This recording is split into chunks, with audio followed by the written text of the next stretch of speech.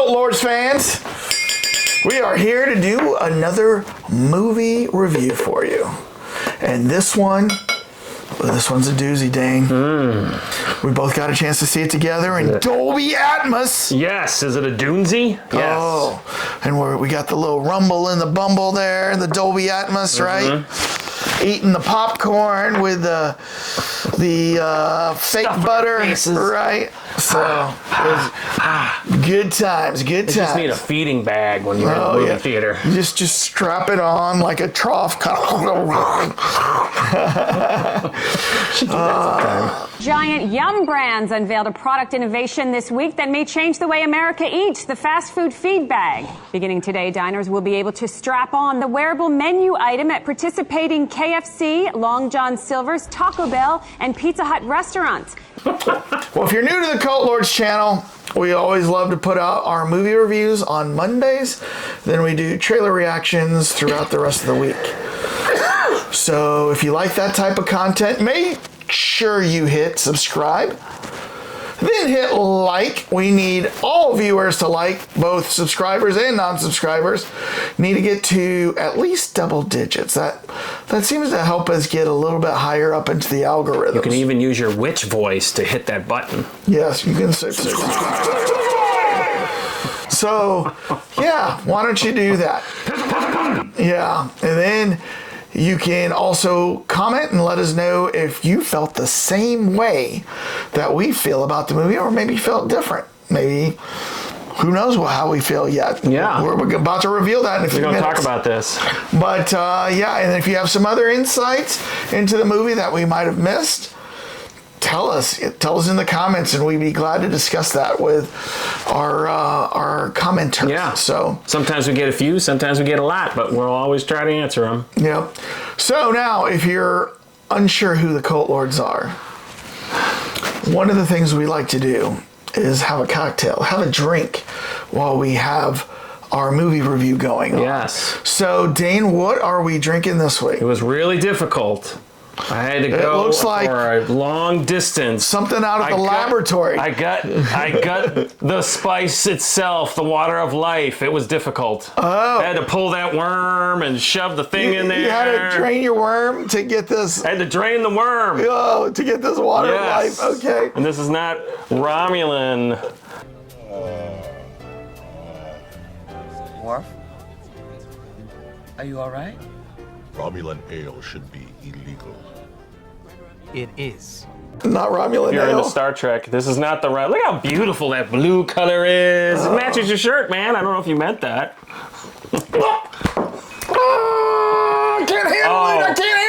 I can't handle it. Oh, I forgot. He doesn't have the degenerate way to metamorphosize poison. So I guess I'm doing this on my own. Wait, he's back. I think Zendaya breathed the life back into Zendaya, me. yes. Yeah.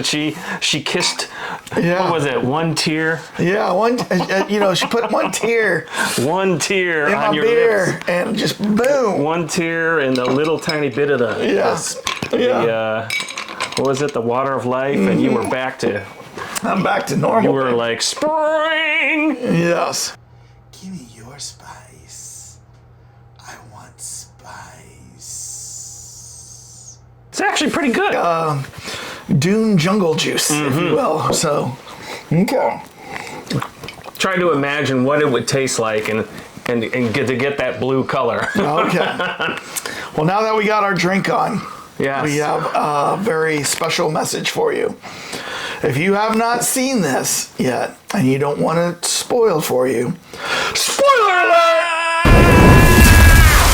Oh yeah, I think I heard the worms coming over the Dune right now. So yeah, we're about to go into heavy spoilers. So if you have not seen it yet, hit the pause button.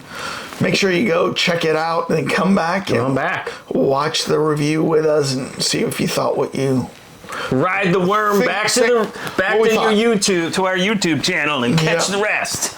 That's right. All right. Make sure you got your thumper. That's right. Get your worm going. Gotta get your worm going with your thumper. Yes.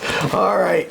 Now, Usually, before we do our scores, the Cult Lord ratings, Yes. the industry-changing Cult Lords ratings, we always like to hear what The official stamp.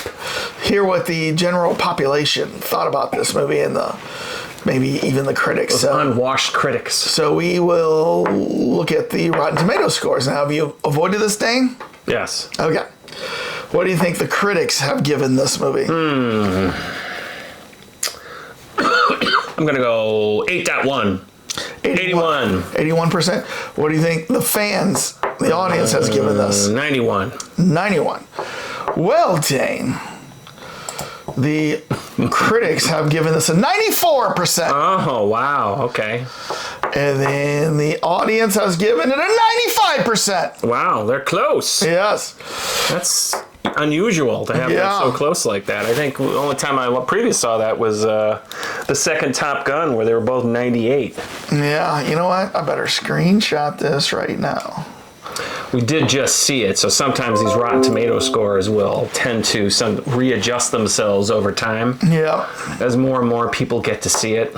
Yeah. Come different critics. Because, just like us, you're going to always have the fans that want to get back in there, and they're going to be the ones that are, this is the best movie ever! And then over time, as more of your people that aren't obsessed with Dune show up. Now it's time for us to share the Cult Lords ratings. And we like to thank our accounting firm, Deloitte and Douche. Yes, thank you. Is it Larry this week? Yeah, it is Larry. All yes. right, Larry. He's in the other room. Like some oil, water of life? No, he's running some lines of spice or something like that. Oh, yeah. Cutting it up on the mirror, lines of spice. His eyes are red, not blue. I don't know why, but that's just how it works here. Very manic. Yeah. Last time I saw him. All right, so Cult Lords ratings. Are you ready, Dane? Yes. On the count of 3. 1, 2, 3. 3. Oh. Not spicy enough? 8.7? Yeah. Feel the power of the worm. 9.3. Oh, yeah. All right. So I was up there. So that is not as high as your Dune 1 score. Was I 8.4 or was I 9.2? You were past 9. Yeah. Okay. Yeah. Well, that's of interest. Ah! Yeah. Was that a Harkonnen that we just slaughtered? So why did you not like this as much? Maybe because I had expectations and higher expectations. I kind of thought the first movie, all right, I'm going to give you some leeway. You're setting things up. You're trying to get the characters ready to go. And I was just, and I had complained in that first one also that there wasn't enough creepiness in the sense that if you saw the David Lynch version of Dune, there was a lot of just weirdness, in this one it's like he's deliberately suppressed it, so it's basically a guy hanging out in the desert and having some wars with his buddies. I mean, I thought there was nothing in this that was that to me, I don't know. This movie to me was better than the first one. Well, there was a lot more action in this one. I could see that. It's not even the action. Yeah. It's just, there were so many things that I found very interesting around all the characters, around some of the technology and the sci-fi lore. I really thought, for example, one of the things that I took away immediately, and I was thinking and Googling and stuff, was when they were on the Harkonnen planet. And they have a black sun, and the black sun makes everything devoid of color when you were out in that sun, right? Yeah. And then when you're back inside, you got color, but it was just blacks and grays and whites out there. I thought that was fascinating to me. I thought the whole religious undertone was fascinating. I thought his development, with the powers that he's got was fascinating. And then I thought it was so amazing that as much as he loves Zendaya, and wanted to be with her, he had to make a choice. And his choice was, I've got to forego you, Zendaya, to make this thing work. And I've got to take the hand of the Emperor's daughter. I mean, I'm skipping way ahead here, but I'm going through all the elements that I found. Literally the last 2 minutes of the movie. I'm just going through all of the elements that I found really, really interesting. Yep. And I mean, I was like on the edge of my seat this whole time. Really? Oh yeah. Oh yeah. I don't know. I mean, kind of like. I mean, from the very beginning, where they're taking on the Harkonnens that are dropping down, and they got that body out there kind of as bait, and then he tames his worm, and like one of the fastest worms, the biggest worms that is out there.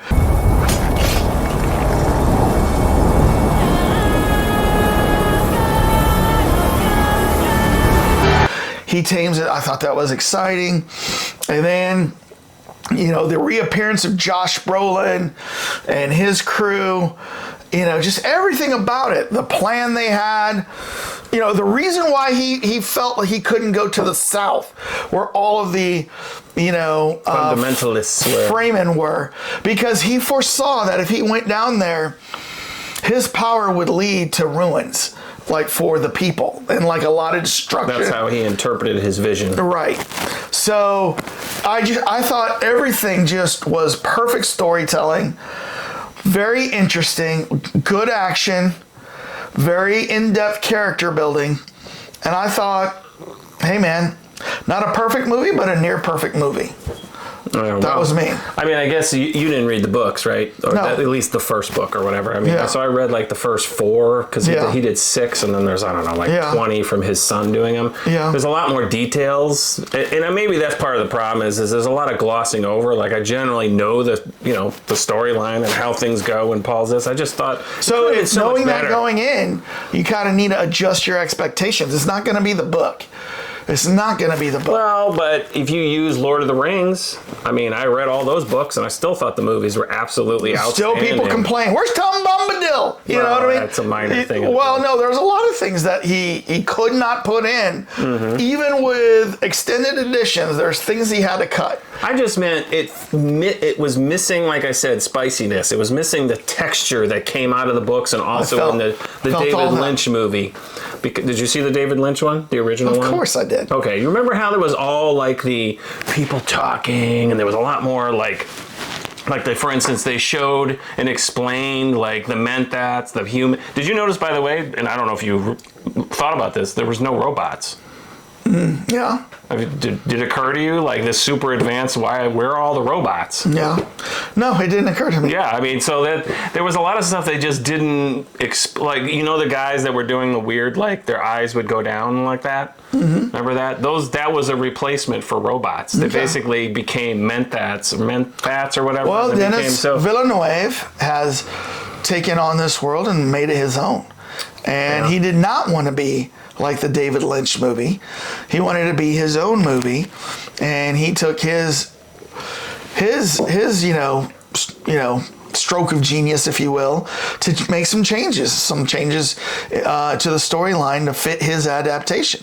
Mm-hmm. So we've seen that before from many other remakes. So did you like it or did you not like it? I mean, I'm respecting that you didn't like it because you read the book. But I didn't read the book. I just think it could have been better. I didn't say if I didn't like it, I would have went under like a 5 or something like the typical critics do or whatever. No, I mean, I still recommend the movie. I just think that it wasn't up in the upper echelons of movie making excellence. For example, another difference between the Dune from the 80s and this Dune, and I don't know what is in the book, but I don't remember the relationship, which is, Timothée Chalamet and Zendaya. I don't remember, what is it, Peter Laughlin or McLaughlin? And it's Kyle MacLachlan. And the girl from Blade Runner. Yeah. I don't remember that relationship being near as involved. Yeah, that was the other thing I found annoying is that there were so many close-ups of everybody's face, and we're sitting in the movie and it's like this giant picture of Zendaya's face and his face, and they're like, I can imagine worse faces to look at. I mean, Well, she's not my type. Yeah. But I just found it after a while, it just became too much. Like, you're supposed to do that for key moments, but it was like non-stop the whole time. I can't even recall that being an issue, right?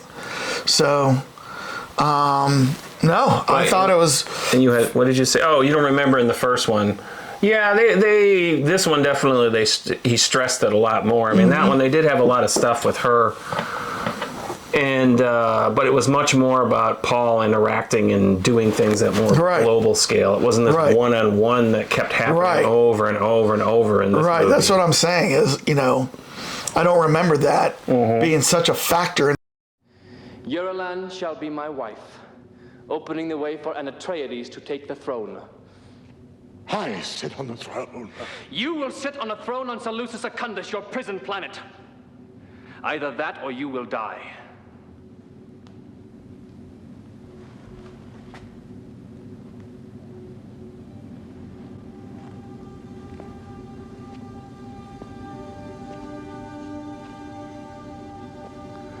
The princess shall have no more of me than my name. The thing too, I don't remember. Do you remember the whole thing with the scene with the small baby worm where they're extracting that? I don't remember that in the original movie. I thought where they get the water of life? Yeah. No. Paul, I will love you forever. You are my life.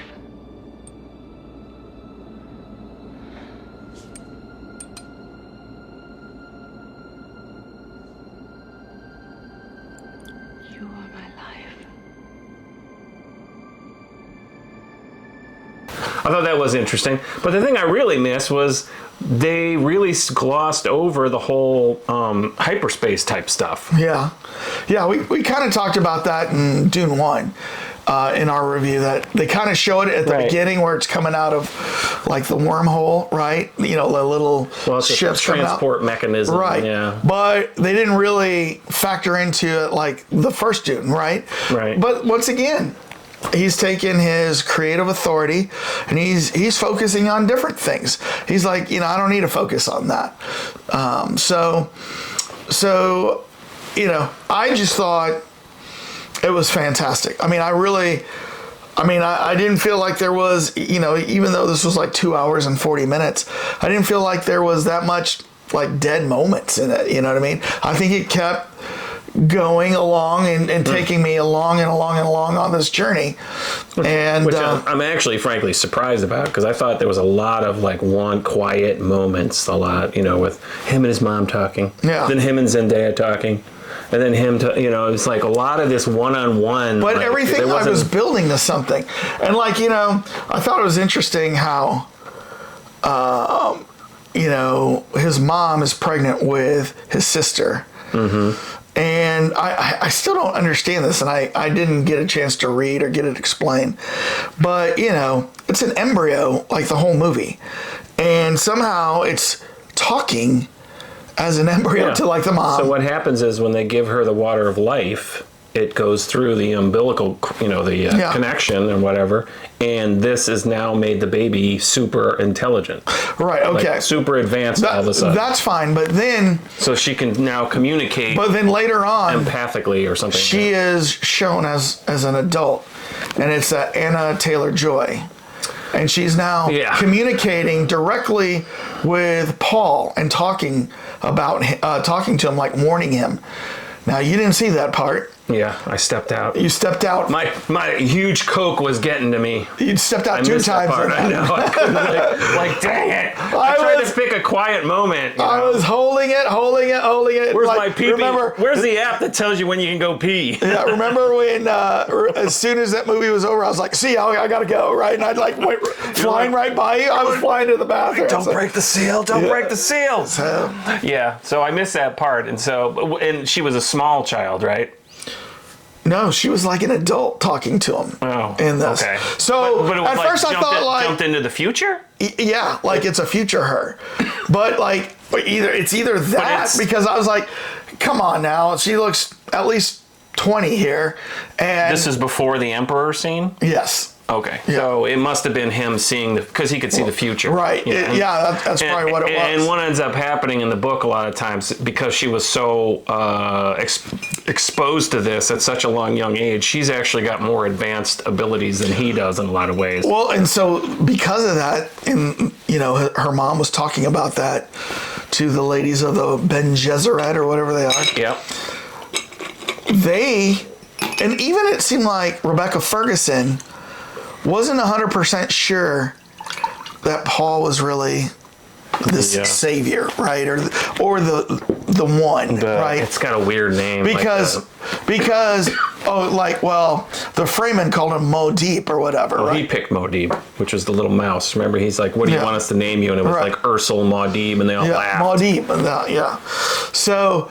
But, I mean, that's what the Fremen called him, is what I was saying. Right. But she called him something else, and I can't remember what it was. It's like 2 words. It's like the Shuza, or by the way, some weird, it's their language. It sounds like Hebrew to me, if you listen to everything. The beauty of Herbert was you probably saw Jewish references in here. You saw a lot of Muslim references. I mean, the guys that are going like this, praying totally, a lot of Muslim and Jewish references in here. The whole sand dunes. Yeah. I mean, you could almost say he wrote this story after he went to the Middle East and was like, let me think about how I can make this into a giant. By the way, it's hard to look at you because your mouth and your tongue is blue. Is yours blue? No, yours isn't blue. Yours is so blue. Well, maybe because I just put it in my mouth. Okay, all right. Drink some more. Oh, I've been drinking it. That's why I'm wondering. Wetting your tongue? Yeah. Is it that blue? Here. Let me take a picture real quick. I'll find out later. Look. Just put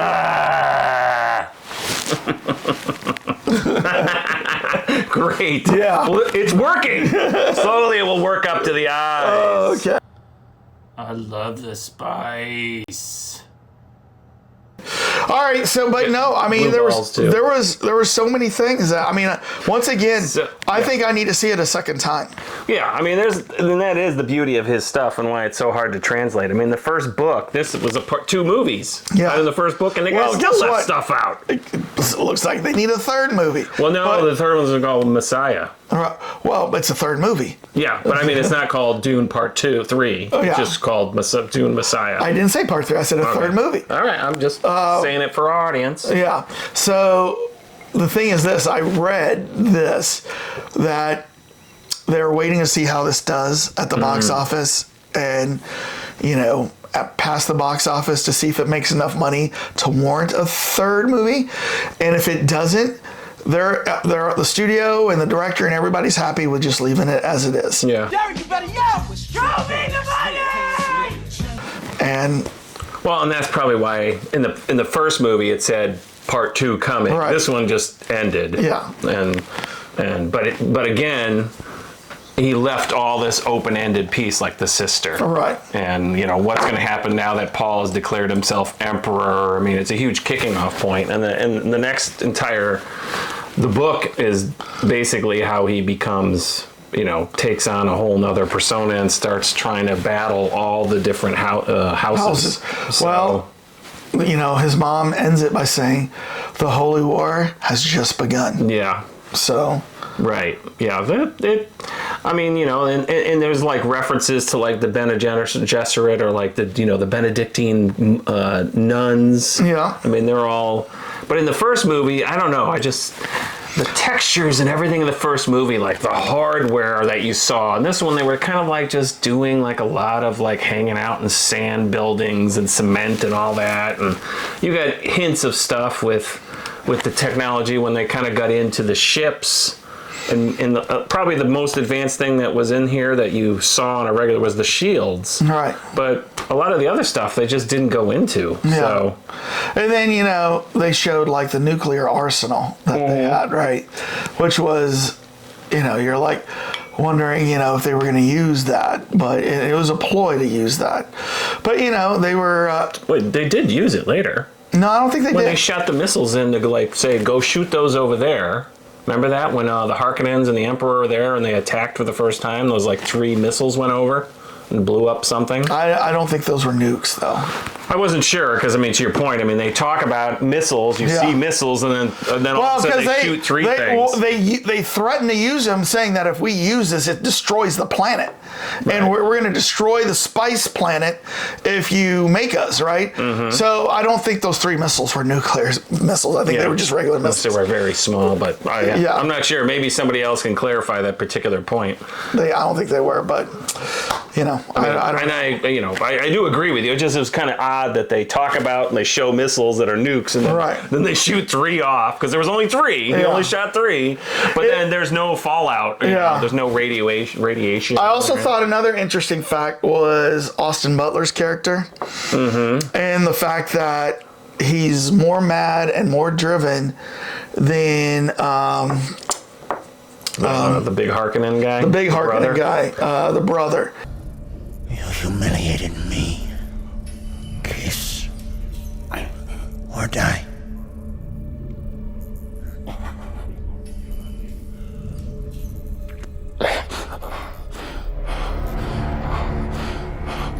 Or even not. And, you know, you would have thought Dave Bautista was that guy, but... Well, I think that was clever from a writing standpoint, going back to Herbert, is that the 2 brothers are completely different characters in the sense that one of them is brutal, is just full force on. He's not subtle and doesn't know how to fight properly. He's just been so big that normally he wins, but put against somebody like his brother... his brother's always going to be better than him, but because he's older, he kind of got first dibs. And the fight with Dave Bautista and Josh Brolin was so anticlimactic. Because you, back from the dead, I'm going to take you on. Yeah, I know. He just walks up to him and goes, bam, bam. Yeah, I know. There was so many scenes. I thought this was going to be at least a 2-minute epic fight. You know what I mean? Basically, like he just went boom, and the guy fell down. Like, what happened? Oh, he has a glass jaw. You know, I mean, that I thought was a little ridiculous. I mean, this is like, come on, he just is like this huge brutal guy that's beat all these people to death, and then Josh Brolin shows up, Gurney shows up, and he's just like, bam, bam, and he's down. Yeah. Now, I liked all the characters casting except for one. Do you know who it's going to be? The Emperor? Yeah. Christopher Walken as the Emperor. Emperor? Yeah.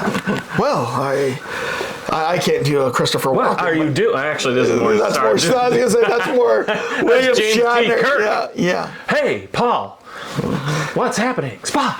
Your father kept us up in his ass the whole time in the war. You know. I don't know. Little teeny tiny watch. And I had to put it in my ass. Hey, I don't know what you're talking about. I need more cowbell. Yeah. 5 long years he wore this watch up his ass. Then he died of dysentery. Give me the watch. I hid this uncomfortable hunk of metal up my ass 2 years. All right, it's funny how close those 2 accents are. But yeah, I thought that was kind of strange because he should have been somebody else. I guess I guess from a certain standpoint, they're like, if he's going to be in a very small, because he's only on the screen for like what, 2 minutes? No, he's on more than that. I mean, it's not a huge show him role. like hanging out with his daughter. Yeah, it wasn't a huge role, but it's definitely more than 2 minutes of screen time. I wouldn't be surprised if the director is a huge fan and he's like, I got a small part, would you play him? Yeah, maybe so. But I mean, he'd have to find like a Sutherland, but he already got Sutherland was used for the Hunger Games as kind of in the same Emperor role. Then he'd have to go to like, who's next? De Niro?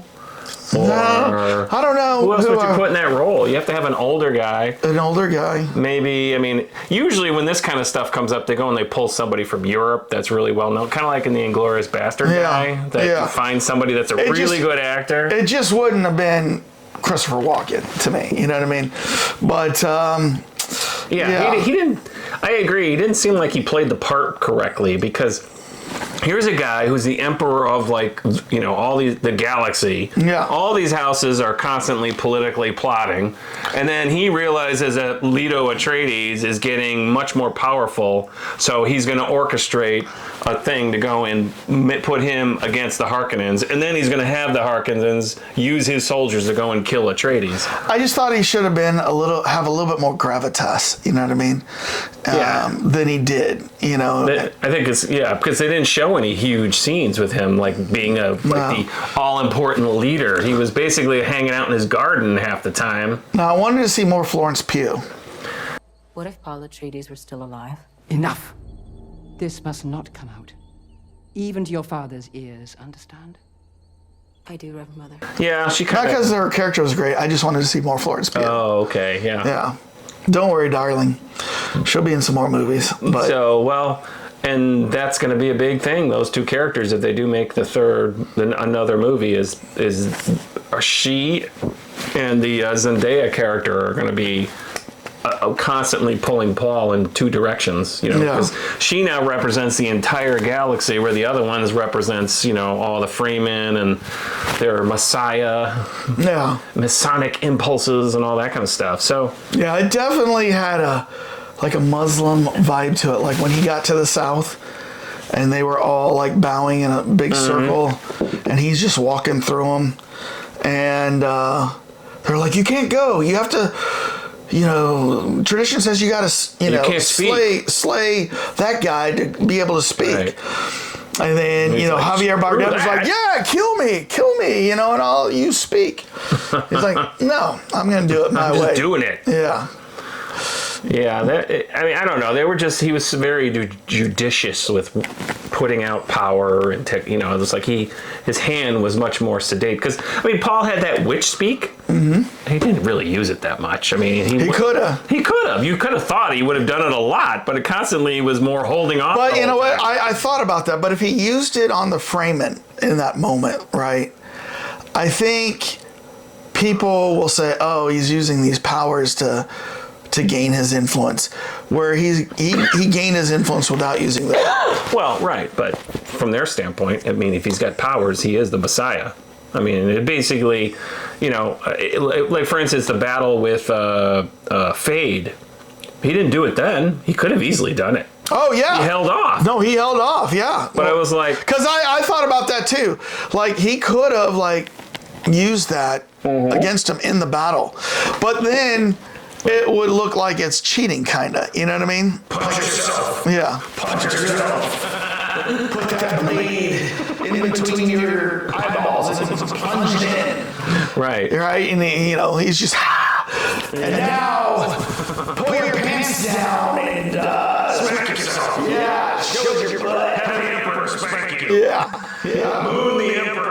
He could have done something. He could have done that. The movie was there was not really any funniness. You know what I mean? No. The whole thing within the first movie. I don't think I laughed at all. Yeah, right. The first movie, you had the Duncan, the Duncan Idaho character, and he wasn't right. He never made an appearance in this movie. Yeah, because he's technically off camera right now. Yeah. He is not. Well, FYI, the Duncan Idaho is the Jason Momoa character. So he was like the comedic guy in the first one, and then they completely got rid of it in the second one. Yeah. And I think, it adds a little bit of a, And then another thing, too, that, kind of surprised me a little bit was when he went up to kill the Emperor, his daughter says, spare my father's life, and I will become your wife. And then he put out the ring. He's like, kiss the ring, you know what I mean? And then Christopher Walken just gets down on his knees and kisses the ring, right? Spares his life. But I think I would have still killed him. I would have killed him. I would have said, I'm going to kill him and you're going to be my wife anyways. But, except didn't he tell the Emperor, I'm going to marry your daughter to seal the deal? And and then she said something, and then he kissed her. But he said that before. Smell the glove. He said, I'm going to marry your daughter.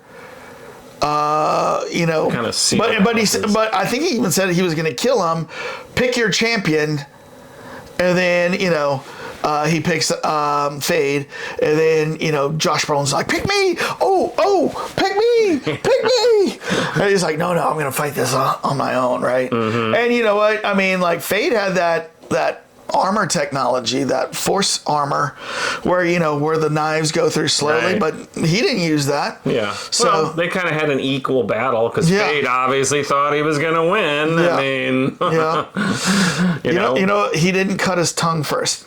He has to cut his tongue with a knife, to get that power, get that juice going. Like Bruce Lee when he gets hit and a little he's bit bleeding, of blood, and he takes the blood. And, then that juices him up.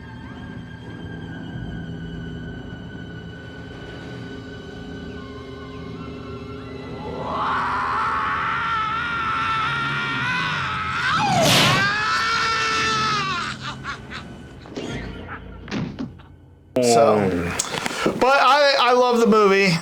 I hope it does well enough for a part 3.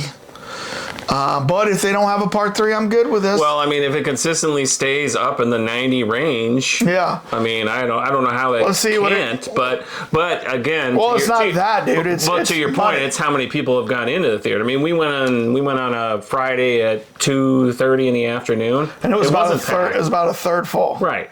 So I mean, and that was it. Well, that's the more higher end. I think what's probably maybe in this particular case, because that first time it came out was only on streaming, and I think that kind of set people's expectations. So it did $81 million on the opening weekend, which is not a lot, I don't think. You would think it would make 100 at least, but so I see this gonna make maybe like 250 at least. What did it do worldwide? Let's see what it grosses what the movie made, not counting its expenses, right? We don't you always look at the gross, but worldwide. Here we go. I mean, what they might. So it made $178 million worldwide. Yeah.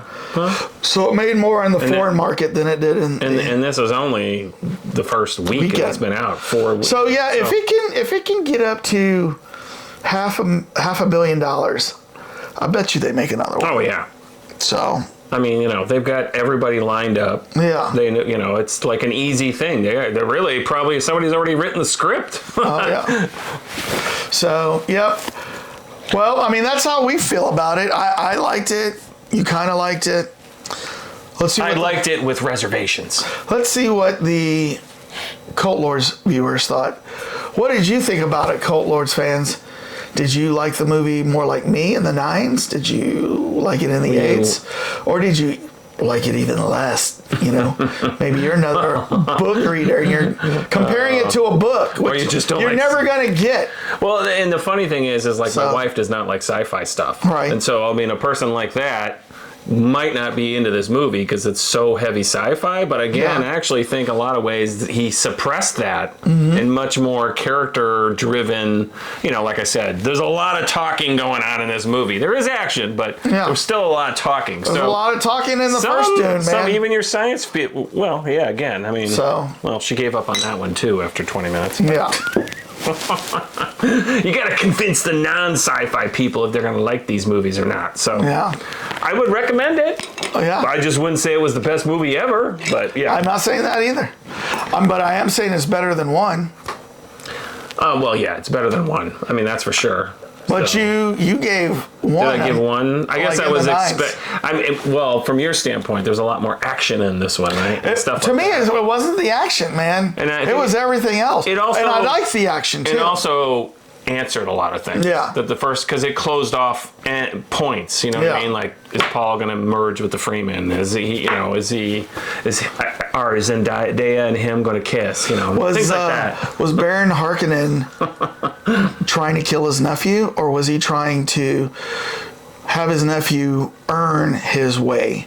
You know what I mean? Oh, in the gladiator. In the gladiator arena, right? So he drugged the first 2 guys, so they weren't at peak skills, right? But then the third guy he didn't drug, right? So he was actually a challenge, Yeah, well, he was testing him basically. Yeah, he was like, well, that's what I'm saying. Yeah. Was he trying to kill him, or was he trying to have his nephew earn his way, where you can say, yeah, you know what? You did it yourself. Right. You beat a valuable guy. He was looking for a general to put in charge of the taking down the entire planet. And he goes immediately in and goes full, you know, let's drop some nukes, some bombs. Yeah. Start bombing all these bases. But the funny thing about that is that he came in and then he starts going in and bombing bases. But was he effective? Yeah, I think he was. What did he stop? Well, he didn't stop anything. But if you're trying to purge the rats, as you will, he killed a lot of people. And if he could have kept going, you know. I guess that was the whole point, too. You can't kill an idea. Yeah. You know, that kind of thing. Dane, maybe you should coin that. Yes. Didn't they say that? I thought they said that in there. I know. I'm just kidding. All right. Well, we can't wait to see your comments.